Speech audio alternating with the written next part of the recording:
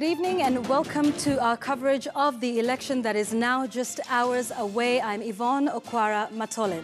Now, this electioneering period is not only the longest in the country, but it is indeed one that has been seriously contested and litigated in our courts of law in the country. A lot has happened today at the Supreme Court and at the High Court with the various cases. But most importantly, that statement that came from NASA leader Raila Odinga. We'll be discussing that and, of course, all the legal issues that continue to surround this election that is taking place tomorrow morning once the polls open at 6 a.m. So tonight, we will be speaking with, of course, our lead reporter, Sophia Wanuna, who will recap for us the events of the day today and indeed what's been taking place since the Supreme Court annulled the election of Uhuru Kenyatta as president for a second term. Up until this point, I will also be speaking with Raila Odinga, who's the Secretary General of the Jubilee Party. We'll be getting his reaction to those statements that were made this evening, including that has been made by President Uhuru Kenyatta tonight. And then we will delve into the legal issues. Later on, I'll be speaking to Kibe Mungai and Steve Ogola, both advocates of the High Court. We will get into that in just a short while. So I just want to start off with Sophia Wanuna, our lead reporter tonight. We will get to her the minute she is ready. But let me start off with Raila Odinga, who's here with me tonight. Thanks for making the time for us. Thank you. So let's start by talking about that statement that was made by Raila Odinga. He says he's converting NASA into a national resistance movement. Your thoughts, your reactions? I think he's infatuated by terms from the United States. They famously had something called the Pentagon, and all of us were supposed to fall off our chairs because they came up with the Pentagon. This time it is NASA, and there's again another US term. So it's nothing big. All right. He's also calling for the boycott of some goods and services that he says will benefit them. He's talking about disobedience. Does that concern you at all? Not really. I mean, you have to understand where Honorable Raila comes from. He made a deal with his core principles that this is his last run. Maybe now he has an argument, he can run again because he didn't run. So that is something that his core principles have to deal with. Just like last time in 2013, he said he didn't win. So the agreement that they had previously did not hold true anymore. But if indeed it is his last shot, then he really has to make it a big one. It's a little bit of a desperate situation. If at all, his core principles will not support him again, as they have supported this time, then it's a little bit of a sad sunsetting for him. So I can understand a little bit of acting up, but I hope he'll get over it and the country can move on. So you see this as a desperate move on his part? Is that what you're saying? Yeah, I think so. So no concerns at all as to security, as to calling for resistance, as to calling for disobedience? I think, put it in perspective, yeah. I mean, this is a gentleman who had sworn there's no elections. There are not going to be any elections. He forgot to gazette it. I mean, if he had gazetted it... Does he have the power to Well, he doesn't. But then when he was saying that there's not going to be elections, didn't he realize that he could not gazette a no-election situation? So, everything he says now, we take it up with a pinch of salt. He did swear so many times, no elections. And I remember debating with some of the NASA people on radio and on TV, and they would say, get it from me, there will not be any elections. Read my lips, there will be no elections. But of course, we're having elections tomorrow. He could gazette it. So anything else he says, I mean, it doesn't worry me. I think it is kind of desperate. It is sad that somebody of that level should be now talking in that reckless manner. But the country will get over it. It's not a problem. All right, let's talk about that election that is taking place tomorrow. Are you confident that, everything is in place, that there's security? Because we have seen some security scares in a number of regions in this country today with some returning officers and presiding officers, not reporting for duty because they fear for their lives. And then there's also other parts of the country, of course, where, all the preps are in place, in Eldoret, in Nyeri, and in other parts where people are saying they're ready to go for the election. And indeed that, the IEBC officials are good to go. Are you confident about the process being smooth, free and fair tomorrow? I think, Yvonne, there's something that we should put in perspective. These elections were ordered by the Supreme Court in compliance with the Constitution. These are not elections which are ordered by Jubilee. They were ordered by the Supreme Court in compliance with the Constitution. The judiciary or the Supreme Court could not have said even 61 days. If they did that, they would have been they would have been acting in contravention of the Constitution. So the situation is not whether I'm comfortable, whether I'm confident. It is a constitutional imperative, and we all have to obey. And the difference between the president and his opponents is that he's the only one who swore to defend and protect and uphold the Constitution. He cannot act in any other way.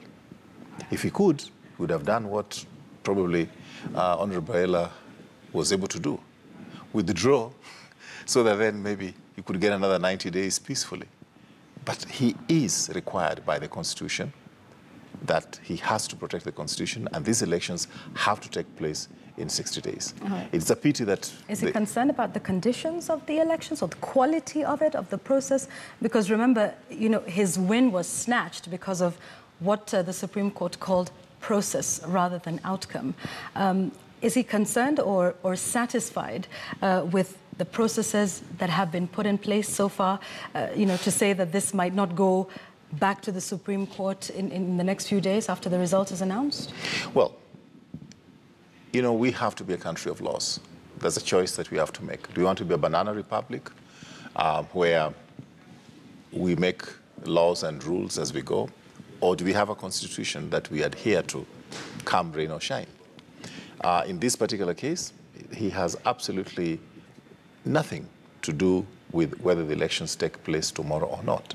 There is a constitutionally mandated institution with the powers to declare the date of the election, but again within the confines of the 60 days as is spelled out in the Constitution. So it is not how he feels. He has to face this election within the 60 days. All right. Is he concerned at all about the quality of it? His concerns, his feelings have nothing at all to do with it. Okay. I mean, I can tell you one thing which is of concern to us. The mature way by which our opponents have behaved. They have acted in ways that are betraying the fact that they have very little concern about the economy of this country, how their reckless talk affects the stock market, how their reckless actions have affected business, how their street fights and creating an impression that this is a country at war or in the eyes of the international community has resulted in a lack of international confidence in terms of investors, has made Kenyan investors to take a wait-and-see pause. Everybody's waiting until after the elections before they can invest, before they can get back to normal life. And, they don't seem to care. And a lot of them are people who have never really been in business. They have never known what it is to reach a day like today, 24th, 25th of the month. And somebody like myself, I'm wondering what I'm going to do with my several employees. But a lot of these guys, they're either career politicians who have never done anything else in their life. They've always eaten off the back of, taxpayers. And therefore, they are totally not having any knowledge of the kind of damage that they have caused to the economy. That is of concern to me. All right. But you were concerned enough to go to court over this issue and over the actions of NASA and their leaders. Yes, we did go to court over this issue. And for us, and I did say it in my press statement today, that we went to court on 19th. The court told us that we had to wait for 8 days for a hearing, that our hearing was going to be on 27th, which in several respects were going to mean nothing because the protection we needed from the court was before the elections.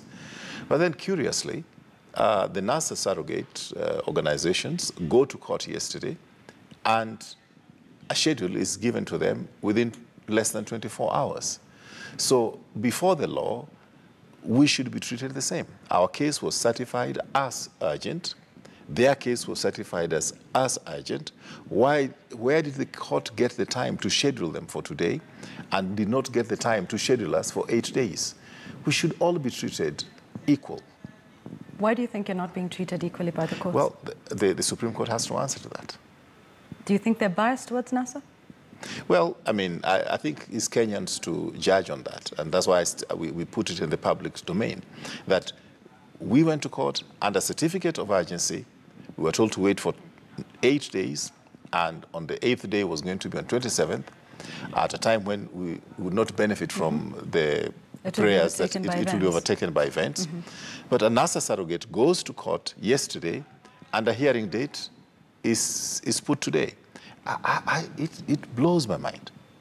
Let's talk about something else that took place at the courts today, and that was the ruling by Justice Odinga. And he talked about, the irregular process of appointing the returning and presiding officers who will be, important in running this election tomorrow once the polls open. But, he fell short of quashing their appointment because he said he did it in public interest. But some legal minds feel that this may be yet another point of contestation after the election tomorrow by starting to say, but, even if these people were not appointed in a process that was legal, therefore, how would they be conducting a legal process? Does that worry you and the party? Well, I won't say what I wanted to say for the benefit of Kenyans. But fortunately, this national television. But you see, the thing is that thank God, Justice Odinga did say that in the interest of the public, the elections will still go on. He was not going to issue any orders that would interfere with the elections. And let's give him credit. I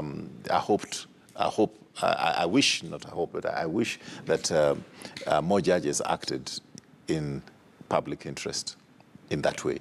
We need more judges to act in the interest of the public, rather than the way some of them have acted before. But having said that, it is within the right of anybody who feels aggrieved by this election process after the outcome is announced. Is within their right to go to court and challenge it and put any reasons why they feel that the election should be nullified. That is part of our Constitution. That is part of our laws. Sometimes it's inconvenient, but we have to be ready to go by it. All right. Final question to you, Raphael. So polls open in 9 hours. That's at 6 o'clock in the morning. Are you confident of a good turnout, considering there's a good number of people who are saying they will not participate in the vote? We heard from the president. He said those who want to vote, those who don't want to vote, should all be treated, equally and given the right to express themselves in whichever way they wish. But are you confident of a good turnout tomorrow that will, ensure your candidates win and that will ensure that it's a legitimate win as well? Well, a couple of things. First of all, one of the candidates has withdrawn, but not, he never signed the right form, so really his name is still in the ballot. It is within their right to withdraw, and is within the right of any citizen not to vote if they don't want to vote. Unfortunately, I come from Siaya, where, the Right Honorable Raila Odinga comes from, and I've had calls from that region of some of the agents that we have. They were being interfered with, they were being threatened, and so forth. I've spoken about this in very, very clear terms. I think sometimes a country has to reach a point that we stop pretending. We expect, from the reports that we've got from our agents around the country, in virtually all the counties, we don't have a problem, except in 3.5 counties.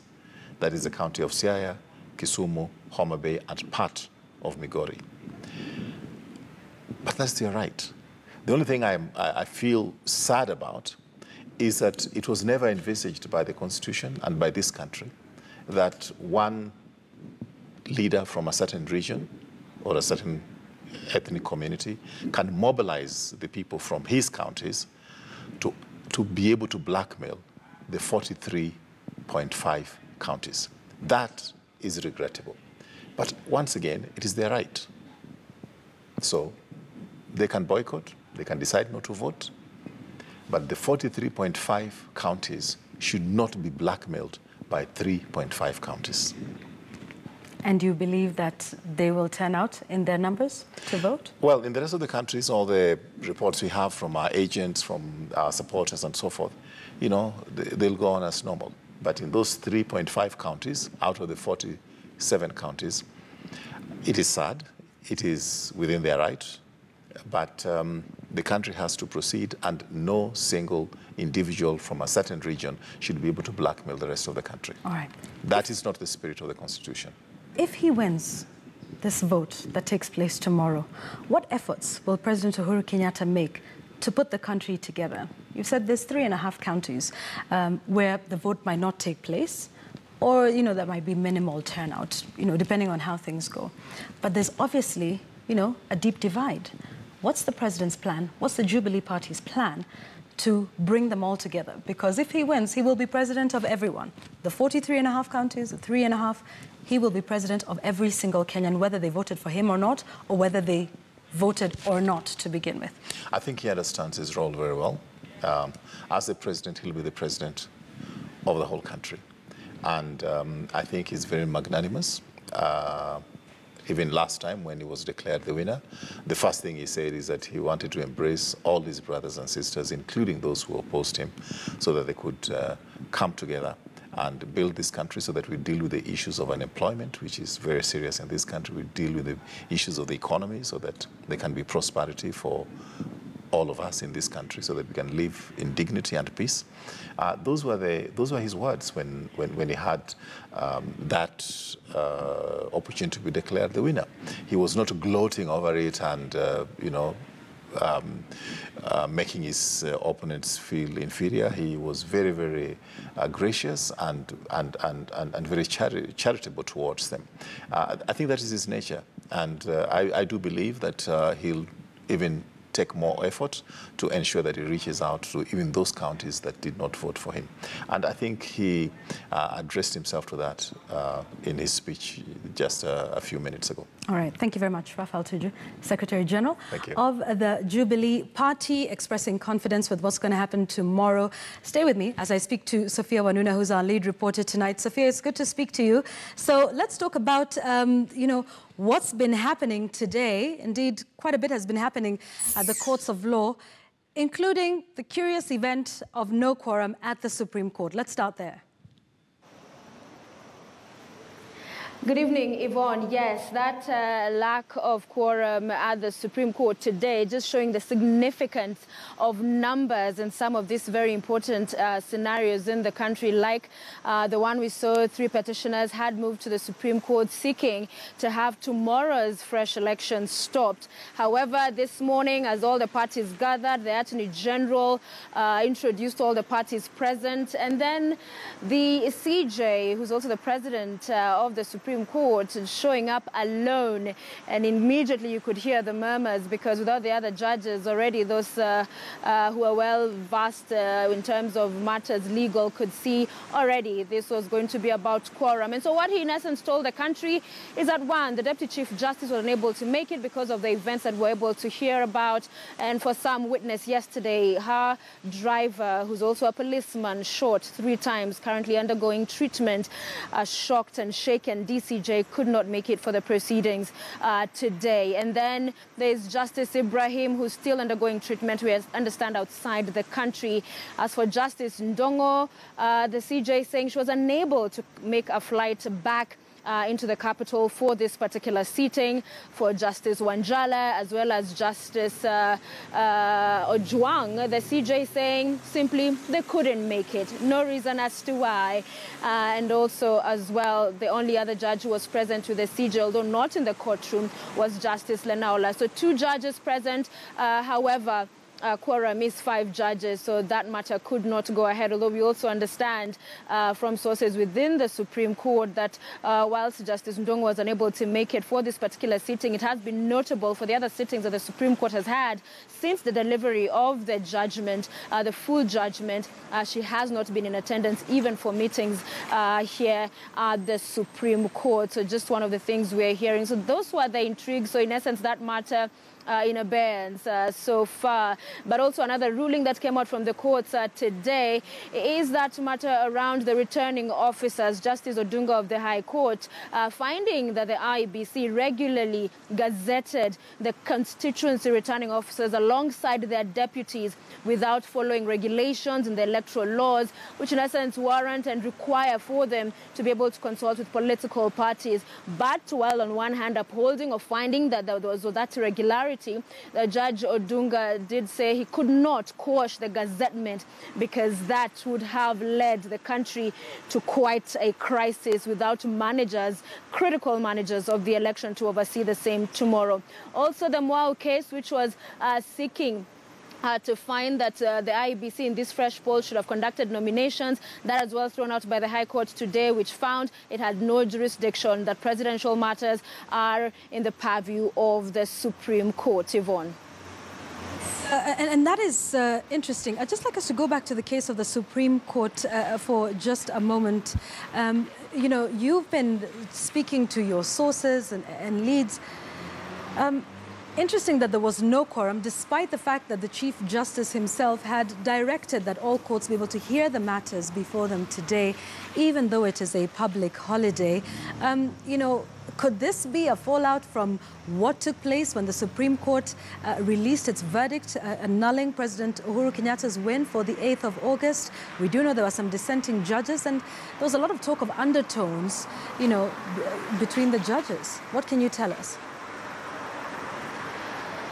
Yes, Yvonne, a lot of speculation since the CJ came and explained why this matter could not go on to full hearing and all the reasons why the other judges were not present. And of course, there's the question of, yes, the dissenting judges. There are those who said, okay, not much of a surprise, didn't expect them there. But what about the other judges? There's a strong feeling as well, especially those in the NASA side, that while on one hand, this matter could have gone to full hearing and perhaps they'd have been able to get success once again, there's also a feeling that this, in a sense, is the judiciary trying to pull back, allowing the IEBC, the political players, to play this out. Whilst they may have jurisdiction over this matter at this particular point, although it would have been argued out in court to see if they indeed had that jurisdiction to overturn a directive they had made to the parties, many feel the Supreme Court or the judges may have felt it's best to first let the IEBC conduct itself, so that if eventually this matter does come back to them, then at least it's after all the parties have been given a chance to conduct this themselves as the Supreme Court ordered when it rendered its verdict. Yeah, or stay with me, Sophia, because Senator James Orengo had something to say about the lack of quorum at the Supreme Court. Let's listen. Lack of quorum on the part of the Supreme Court is not by coincidence or is not by accident. The gazettement of the 25th of October as a public holiday was part of the design to make sure that these proceedings would not take place. Yeah, so the senator pointing out to lack of quorum by design. So where does this leave the Supreme Court in the event that a case comes before it once again? If somebody wants to contest the results of the election that take place tomorrow, what do you think? It's one of those that will be wait and see, Yvonne, because yes, we heard Senator Orengo and quite a number of people from NASA that are reading malice and saying that this is by design, that perhaps there have been efforts to reach out to some of these judges to, you know, not show up. But again, these are allegations that have been made in that political sphere and arena. So we'll have to wait, Yvonne. But at the end of the day, this is a Supreme Court that must be considering its legacy, if at all, in In essence, it broke a record in Africa. It made headlines. It made history with that verdict it made. And that has been acknowledged across the political divide, whether you agree with their decision or not. But so if they're going to, in a sense, shy away now from sitting as far as just being able to get quorum, that again will be another historic moment, because then all parties will be reading all kinds of motives on the part of the court, because many would expect sit, hear the matter, and then from then it can be decided as it may, especially when, you know, it was curious for the CJ to say on the part of Justice Smokin Wanjala and Jackton Ojwang that they couldn't make it to court. What does that mean is what many took to Twitter and other social media platforms to ask. So this is a Supreme Court that will continue to be on focus, and a sharp attention will continue to be on it even after this fresh poll, because chances are very high, Yvonne, we will end up with another petition right here at the Apex Court. That's right. So a lot of intrigues, and clearly we're not done with matters at the Supreme Court anytime soon by the look of things. Sophia Wanuna, our lead reporter, thank you very much for your comprehensive reporting on the show tonight. This is Kivumbi2017. We continue to cover that election that is just about 9 hours from now. We're taking a break. When we come back, we will have that legal conversation. Raphael Tuju has said there might be some sort of bias on the parts of the court. We'll be discussing that and much more when we return.